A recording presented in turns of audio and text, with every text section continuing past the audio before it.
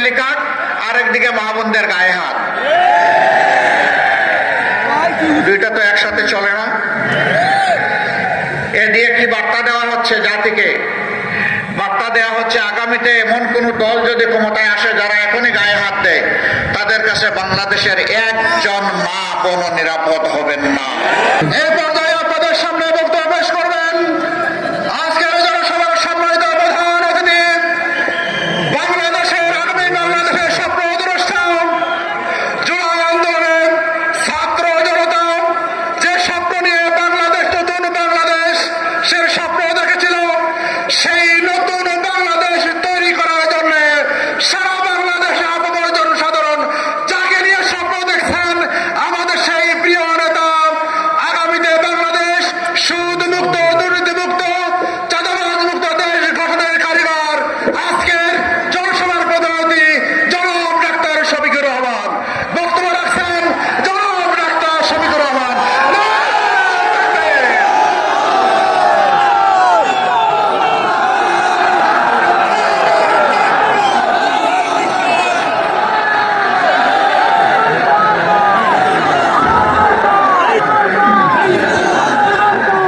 আসসালামু আলাইকুম ওয়া রাহমাতুল্লাহ।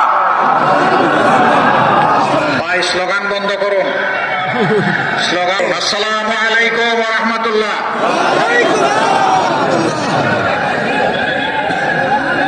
প্রিয় যশোরবাসী ভাই ও বোনেরা, আপনারা কেমন আছেন? আলহামদুলিল্লাহ রাব্বিল আলামিন, ওয়াসসালাতু ওয়াসসালামু আলা রাসূলিহিল কারীম ওয়া আলা আলিহি ওয়া সাহবিহি ওয়া আহলি বাইতি আজমাইন। ভাই আপনি তো আপনার সাইডে যাবেন, ভালো হয়। ঐতিহ্যবাহী জেলা,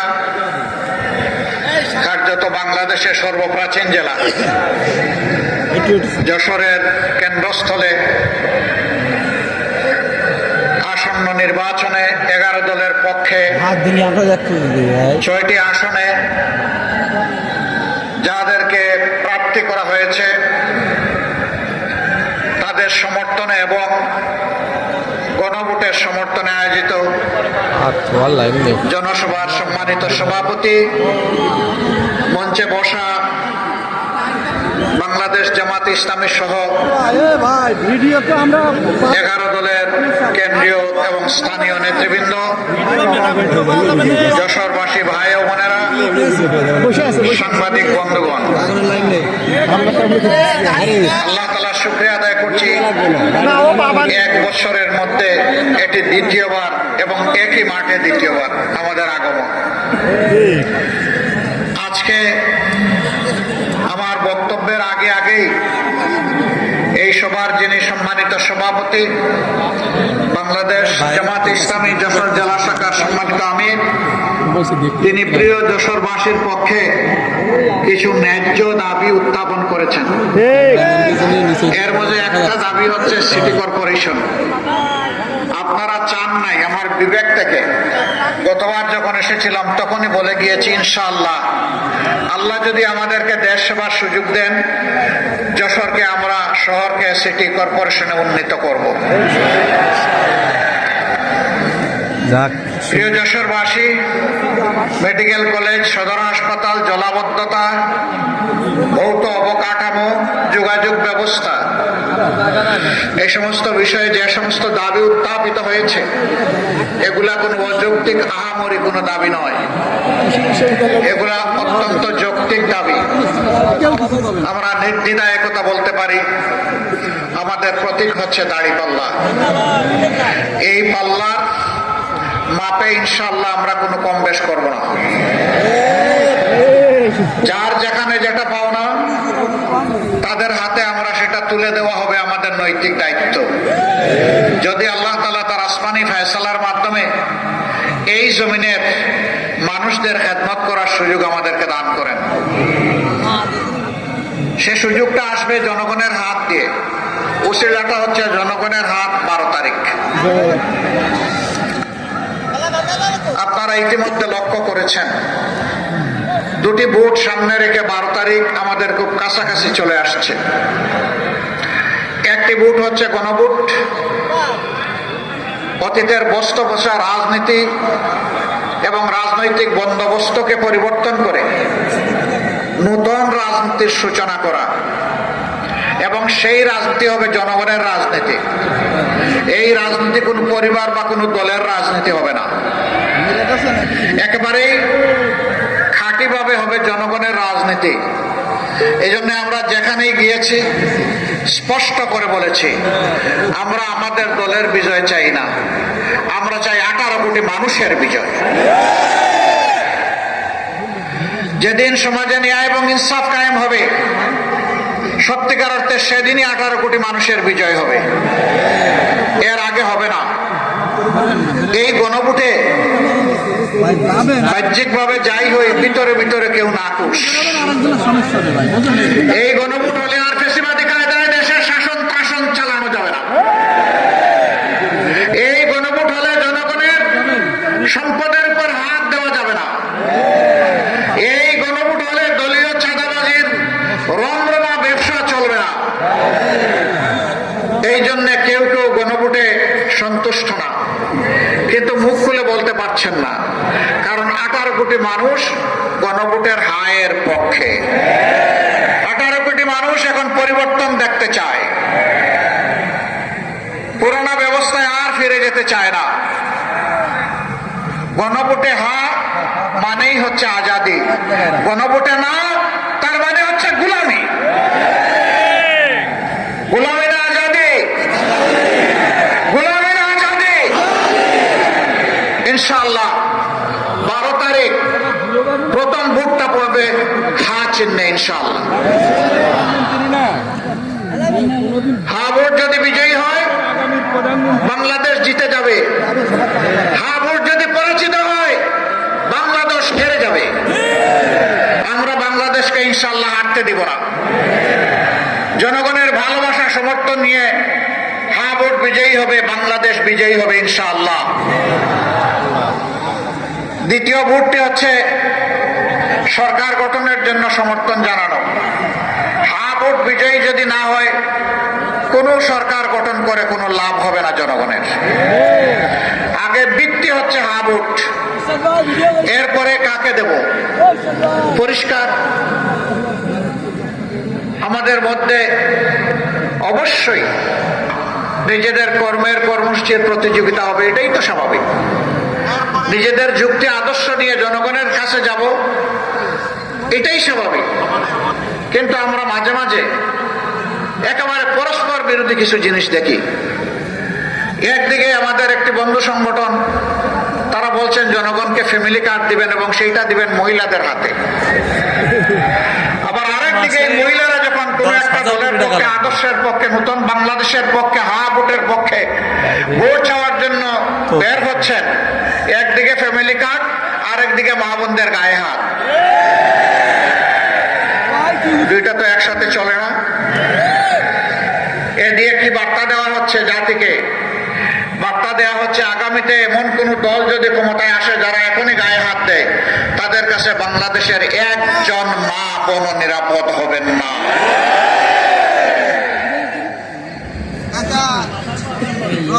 আপনারা আপনাদের আদর্শের কর্মসূচির প্রচার করুন, আমরা আপনাদেরকে ওয়েলকাম করব, কিন্তু আমাদের আদর্শ কর্মসূচির প্রচারে আপনারা বাধা দেওয়ার কে?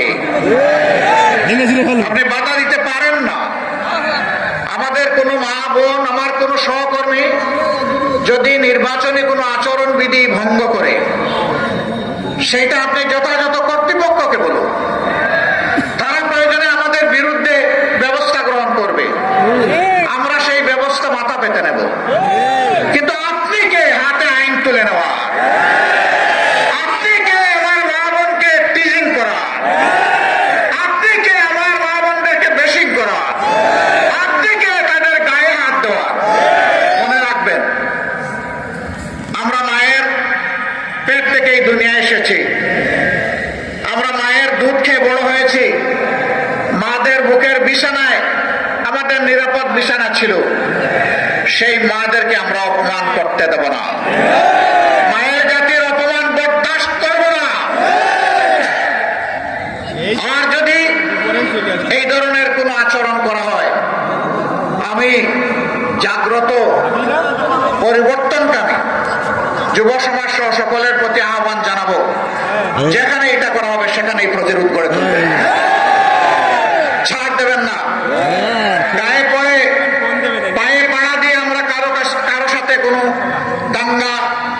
মারতে চাই না, কিন্তু আমার ইজ্জত আর অধিকারের উপর হাত দিলে আমরা ছেড়ে দেব না।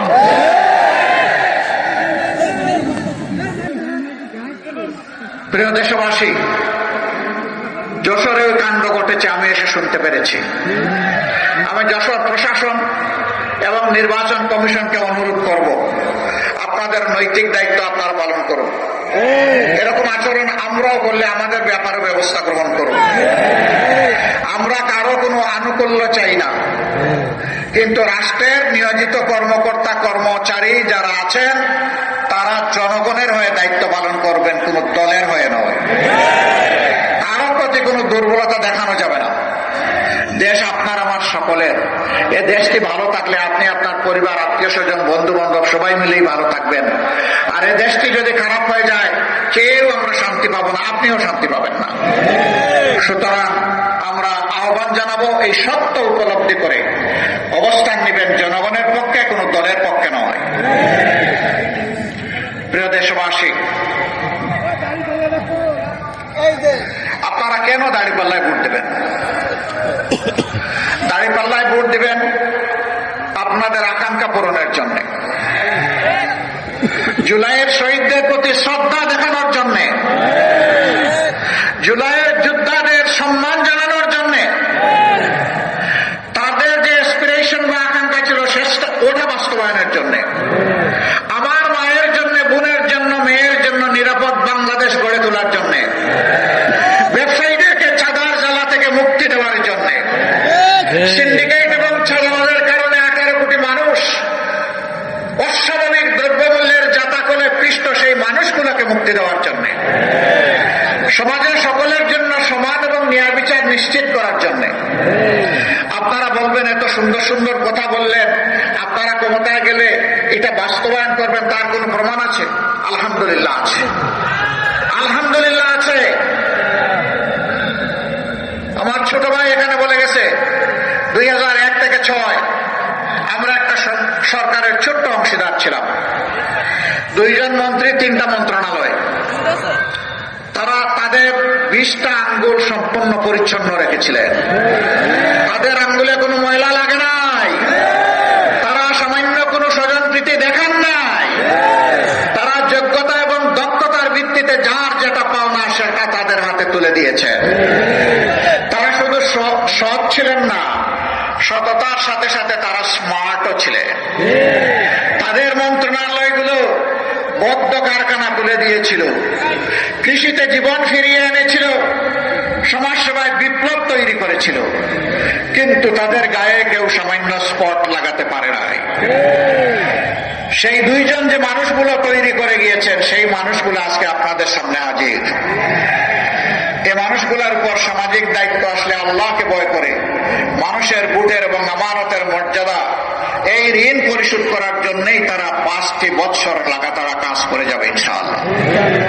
দ্বিতীয় প্রমাণ, মজলুম দল আরেকটি বাংলাদেশ জামাতে ইসলামীর মতো নাই, যে যত চিৎকার দেখ লাভ হবে না।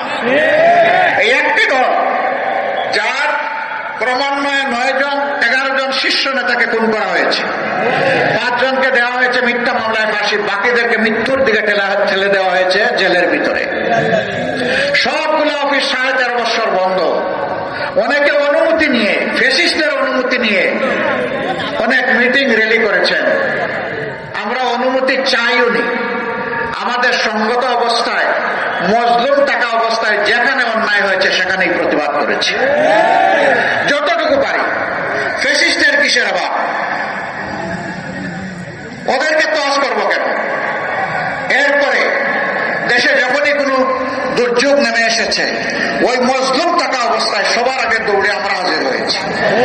আমরা বলেছি হাতে ভারী কোনো সম্পদ আমরা নিয়ে আসতে পারিনি, বুক ভরা ভালোবাসা এবং সহমর্মিতা নিয়ে এসেছি। আপনাদের দুঃখের অংশীদার হতে এসেছি। দুঃখ কতটা দূর করতে পারবো জানি না, কিন্তু দুঃখের অংশীদার হতে এসেছি।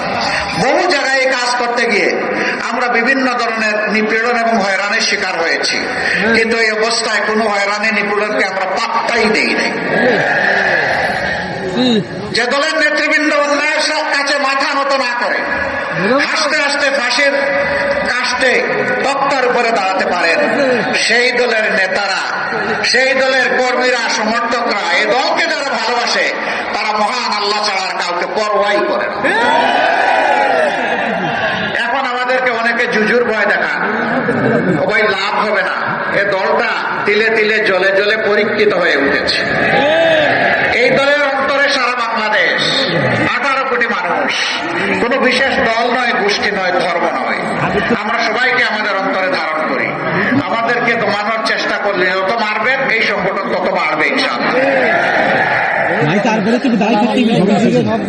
এ কাজ করতে গিয়ে যারা আমাদেরকে খুব জ্বালিয়েছিলেন, আমাদের বিরুদ্ধে মিথ্যা প্রপাগান্ডা চালিয়েছিলেন, তারা তাদের পাওনাটা পেয়ে গেছেন, আরো পাবেন। এর থেকে আমাদের সকলেরই শিক্ষা নেওয়া উচিত। মজলুম যেন জালিম হয়ে না উঠি। আমরা একা মজলুম ছিলাম না, সেই 15.5 বছর সকলেই মজলুম ছিলেন।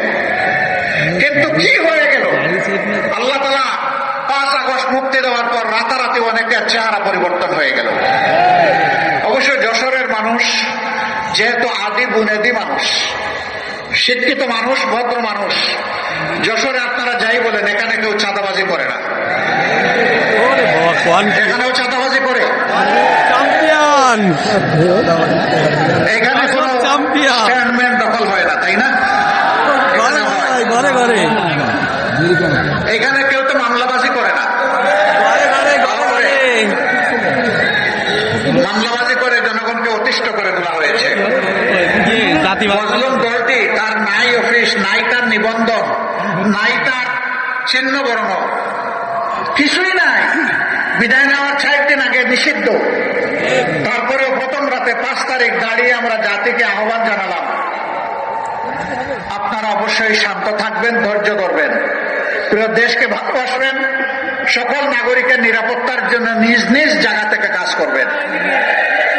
আমরা বলে দিলাম আমাদের উপর যাই জুলুম করা হয়েছে আমরা কারো উপর থেকে প্রতিশোধ নেব না। আমরা আমাদের সহকর্মীকে বলে দিলাম আইনের প্রতিকার চাওয়ার, বিচার চাওয়ার অধিকার আছে, পাওয়ার অধিকার আছে। তবে আমরা স্পষ্ট ভাষায় বলে দিচ্ছি যে সাবধান, একজন মানুষকে মিথ্যা অভিযোগে আপনার মামলার অন্তর্ভুক্ত করবেন না। আপনারা শুনে খুশি হবেন, হাজার হাজার মামলা সারা দেশে আমরা করি নাই, সিম্বলিক কিছু মামলা করেছি। 8টি মামলায় আসামি মাত্র 1 জন, দ্বিতীয়জন আমরা খুঁজে পাইনি, তাকে কেন আমরা মামলার আসামি করব? আমাদের মামলার আসামি সর্বোচ্চ 98 জন, এর উপরে কোনো মামলার আসামি নাই। কিন্তু আমাদের কোন ভাই বন্ধু তারা মামলা করেছেন, হাজারে হাজার, গনে পাওয়া, বিস্তর সমস্যা, এরপরে আরো আছে অজ্ঞাত। এগুলা দিয়ে মানুষকে হয়রান করা হয়েছে, মানুষের উপর নির্যাতন করা হয়েছে। আমরা এগুলা নিন্দা জানি, আমরা ঘৃণা করি, এটা বিচারকে হত্যা করার সামিল। আমরা এই ধরনের মামলা বাণিজ্য আমরা করতেও চাই না, দেখতেও চাই না। এই সবগুলা থেকে মুক্তি দেওয়ার জন্যই দাঁড়িপাল্লা ইনশাল্লাহ আপনারা বলবেন। আমরা চাঁদা নেইনি, আমরা কোন টেম্পো স্ট্যান্ডের দখল নিয়ে কারো সাথে ঝগড়ায় জড়াইনি এবং দখল করিনি, আমরা কোনো মামলা বাণিজ্য করিনি, আমরা কোনো মা বোনের ইজ্জতের দিকে চোখ তেলেও তাকাইনি, এবং আমরা কারো কোনো অধিকার হরণ করিনি। দল হিসাবে আমি বরাবর বলে আসছি, যেই দল তার সহকর্মীদেরকে সামলিয়ে রাখতে পারে সেই দলটাই বাংলাদেশকে সামলে রাখতে পারবে ইনশাআল্লাহ। যারা নিজেদের দলকে সামনে রাখতে পারে না, নিজের দলের কর্মীদের জীবনের নিরাপত্তা দিতে পারে না, সেই দল যত বড় দল হোক, মাঝারি হোক, যাই হোক, তাদের কাছে বাংলাদেশ কখনো নিরাপদ হবে না। আমরা আমাদের ভাইদেরকে বলি, আপনারা দেশ গড়ার আগে দলটা গড়েন ভালো করে, দলটাকে শৃঙ্খলায় আনেন, দেশ লাভবান হবে, আপনারাও লাভবান হবেন। এই ক্ষেত্রে আমাদের কোনো সহযোগিতা লাগলে তাও করব। তারপরে আল্লাহর রাস্তে শৃঙ্খলার দিকে আসেন, মানুষকে সম্মান করুন, ভালোবাসুন। আপনারা দেখেছেন এত নির্যাতন, এত ফাঁসি, এত এক্সট্রা জুডিশিয়াল কিলিং, হাজার কর্মীকে হারিয়েছি, সহকর্মীকে। যখন শহীদ পরিবারগুলোর কাছে যাই, মা বোন এতিম সন্তান, তাদের চোখে তরল পদার্থ দেখি।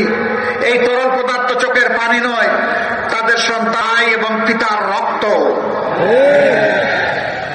যখন পরিবারের সদস্যরা বলেন যে এই দেখেন দেয়ালে এই ছোট্ট শিশুটি তার বাপের ছবি অঙ্কন করে বলতেছে, বাবা তুমি কখন আসবে, তখন ওদেরকে সান্ত্বনা দেওয়ার কোনো ভাষা আমরা পাই না। আমরা আপনাদেরকে কথা দিচ্ছি, বাংলাদেশকে কেউ যদি সেদিকে নিতে চায়, সকল শক্তি দিয়ে আল্লাহর পর ভরসা করে আমরা রুখে দেবো ইনশাআল্লাহ। ওই কালো অধ্যায় আর বাংলাদেশে ফিরে আসতে দেওয়া হবে না। আমাদের যুবকরা জেগে উঠেছে, তারা ইতিমধ্যে তাদের বার্তা জাতিকে দিয়ে দিয়েছে। যুবকরা স্পষ্ট বলেছে, আমরা সত্যের পক্ষে, ন্যায়ের পক্ষে, আমরা নতুন বাংলাদেশের পক্ষে, আমরা বিভক্তি নয় ঐক্যের পক্ষে। এটা 5টা বিশ্ববিদ্যালয়ের সচেতন ছাত্রছাত্রীরা জাতিকে এটা জানিয়ে দিয়েছে। আর যত বিশ্ববিদ্যালয়ে নির্বাচন হতো টেকে দেওয়া হয়েছে। কেউ কেউ গণতন্ত্রের নাকি উদ্ধারকারী, কিন্তু তারাই আবার কোন জায়গায় গণতান্ত্রিক চর্চা হতে দেন না।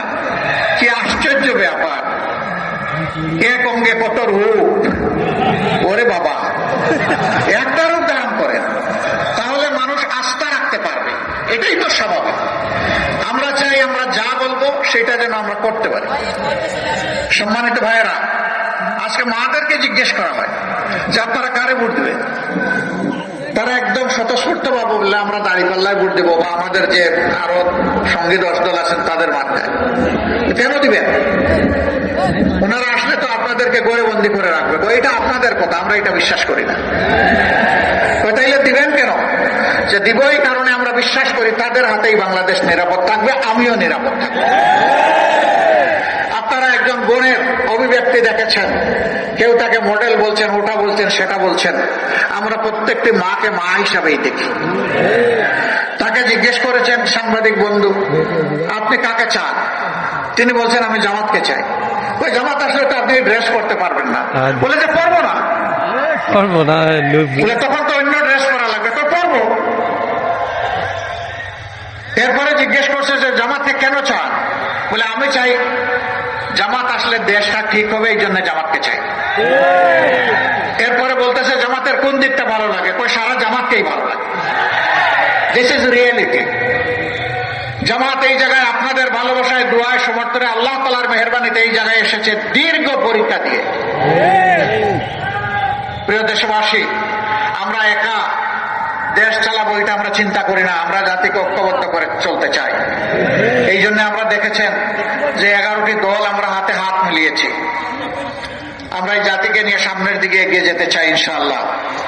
যুবক যুবতী ভাই ও বোনেরা, আমরা আল্লাহর মেহেরবানিতে তোমাদের হাতে বেকার ভাতা তুলে দেব না।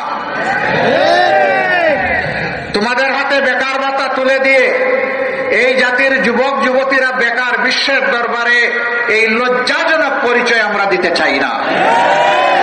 বরঞ্চ তোমরা আমাদের কলিজার টুকরা, বুকের ধন। আমরা তোমাদেরকে দক্ষ জনবল হিসাবে গড়ে তোলার জন্য যা দরকার তাই করব। এরপরে তোমাদের হাতে হাতে সম্মানের কাজটি আমরা তুলে দেব। তখন তোমরা হবে গর্বিত নাগরিক, বুক ফুলিয়ে বলবে আমিও বাংলাদেশের উন্নয়নে অবদান রেখে চলেছি, আমি বাংলাদেশের একজন দক্ষ লোক। আমরা সেই দক্ষতা এবং প্রাপ্যতার ভিত্তিতে কাজ হাতে তুলে দিতে চাই। আমরা চাই না আমাদের পটেনশিয়াল একজন যুবক কিংবা যুবতী তারা দেশ গড়ার কাজ থেকে বঞ্চিত হোক। আমরা সবাইকে সম্পৃক্ত করতে চাই। বেকার ভাতা দেওয়া মানে বেকারত্বকে উৎসাহিত করা, এই কাজ আমরা করব। আমরা বেকারত্ব দূর করতে চাই, ভাতার বদলে আমরা কাজ হাতে তুলে দিতে চাই। যুবকরা কি মন খারাপ করেছেন? দেখে হাত তুলে বলেন তো, আপনারা কি বেকার ভাতা নিতে চান? আপনারা আপনাদের দক্ষ হাত কাজের জন্য পেরেশান হয়ে খোলা রাখবেন, সে হাত আমরা ভরে দেবো ইনশাআল্লাহ। মাদেরকে আমরা কথা দিচ্ছি ইনশাআল্লাহ আপনাদের ভালোবাসায়, সমর্থনে, দোয়ায়, দুধে আমরা যদি আল্লাহ তাআলার মেহেরবানিতে দেশ গড়ার সুযোগ পাই, আপনার ঘরে, চলাচলে, কর্মস্থলে, সব জায়গায় আপনাকে সম্মানিত করা হবে, মর্যাদা দেওয়া হবে এবং শতভাগ নিরাপত্তা ইনশাআল্লাহ নিশ্চিত করা হবে। বড় শহরগুলোতে মেয়েদের চলাচলের জন্য আলাদা যোগাযোগ ব্যবস্থা গড়ে তোলা হবে। জায়গায় জায়গায় পুরুষের জন্য অনেক ব্যবস্থা আছে, মহিলাদের জন্য কোনো ওয়াশরুমের ব্যবস্থা নাই, নামাজের ব্যবস্থা নাই। ইনশাআল্লাহ সেই উদ্যোগগুলো আমরা নেব। আমি যখন দেশে বিদেশে ভ্রমণ করি, তখন যারা বিমানের কর্মচারী বা ক্রাফটের কর্মচারী বাংলাদেশি যারা, তারা অনেকে এসে বলে, আমরা কি আপনারা আসলে যদি চাই তাহলে মাথায় এক টুকরা কাপড় দিতে পারবো? আমাদেরকে এই অপশনটাকে খুলে দেওয়া হবে? মাঠের দিকে তাকাইয়া বলি, মা, যদি আল্লাহ সেই সুযোগ দিবেন, দিয়ে থাকেন, তাহলে সকল ধর্মের লোকেরা তাদের ধর্মীয় পোশাক আশাক পরতে পারবে, কাউকে বাধা দেওয়া হবে না।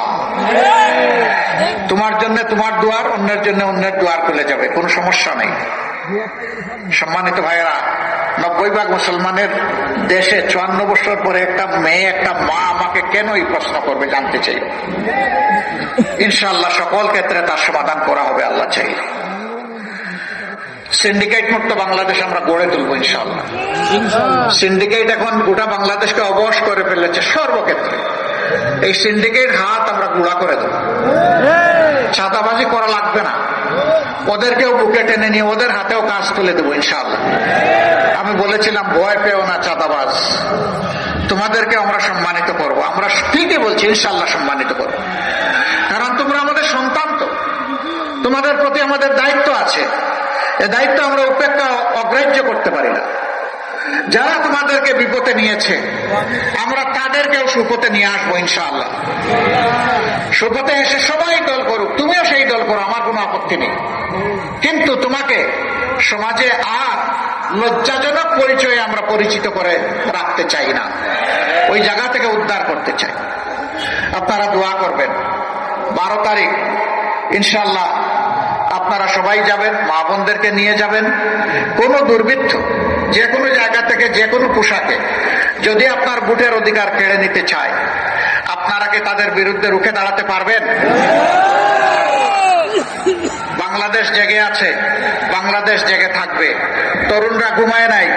যেই তরুণরা বুকের রক্ত দিয়ে নতুন বাংলাদেশ এনেছে, সেই তরুণরা ইনশাআল্লাহ তাআলাল আযীম পরিবর্তনের বাংলাদেশ গড়ে তুলবে ইনশাআল্লাহ। যুবক যুবতীরা তৈরি হও, আগামীর বাংলাদেশ প্রস্তুত করছি তোমাদের হাতে তুলে দেওয়ার জন্য। সেই গুরু দায়িত্ব নেওয়ার জন্য তোমরা তৈরি হয়ে যাও। আমি এখন আপনাদের সামনে যশোরের 6টি আসনে 11 দলের পক্ষ থেকে যাদেরকে আমরা সংসদ সদস্য পদপ্রার্থী করেছি আপনাদের খেদমতের জন্য, সেবার জন্য, তাদেরকে আপনাদের কাছে আমরা আমানত হিসাবে এখন রেখে যাব। প্রথমে যশোর 1, সম্ভবত এটা সারসা, তাই না? মাশাআল্লাহ। আমরা ডানপন্থী ভাই, ডান দিকে আসেন, বাম দিকে দিব না।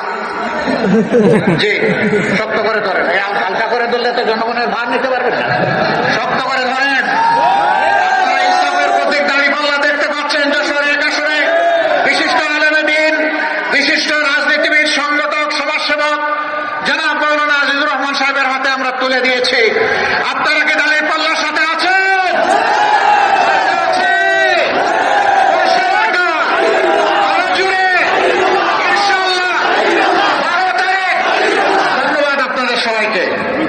এরপরে যশোর 2 ডাক্তার মুসলিম উদ্দিন ফরিদ, তিনি একজন বিশিষ্ট চিকিৎসক। দীর্ঘদিন তিনি বিলেতের মাটিতে দক্ষতার সাথে পেডিয়াট্রিক কার্ডিয়াক সার্জন হিসাবে অত্যন্ত সুনামের সাথে কাজ করছিলেন।